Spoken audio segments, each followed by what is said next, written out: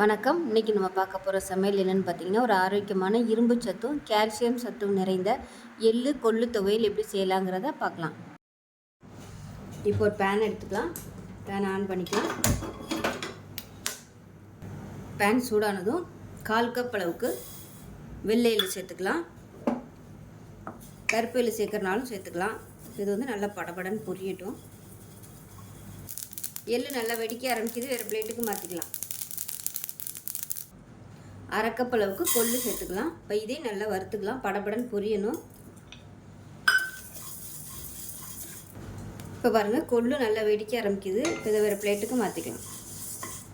இப்போ அதே கடாயில் ஒரு 2 டீஸ்பூன் எண்ணெய் விட்டுக்கலாம். இப்போ இதில் 1 டேபிள் ஸ்பூன் உளுந்து, 1 டேபிள் ஸ்பூன் கடலைப்பருப்பு சேர்த்துக்கலாம். அடுப்பு நல்லா குறைச்சி வச்சுக்கோங்க. இது கூடவே 10 வரமிளகாய் சேர்த்துக்கிறேன். இது வந்து சின்ன சின்ன வரமிளகாய் இருக்குது, அதனால் ஒரு 10 எடுத்துருக்கேன். இது கூடவே சின்ன நெல்லிக்காய் சைஸுக்கு புளி சேர்த்துக்கலாம்.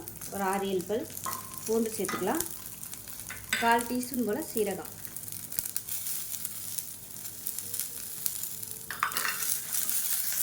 இது கூடவே சின்ன பெருங்காயம் வந்து சேர்த்துக்கலாம். நான் வந்து கட்டி பெருங்காயம் சேர்த்துக்கேன். இது வந்து நல்லா பொரியட்டும். இது கூடவே 1/4 கப் துருவ தேங்காய் சேர்த்துட்டு கேஸ் அமர்த்திடலாம். ஆற விட்டுட்டு எல்லாத்தையும் நைஸாக அரைச்சிட்டு பார்க்கலாம். இது கூட கொஞ்சமாக உப்பு சேர்த்துக்கலாம். இப்போ பாருங்கள், நல்லா அரைச்சாச்சு கெட்டியாக. இப்போ எடுத்துடலாம்.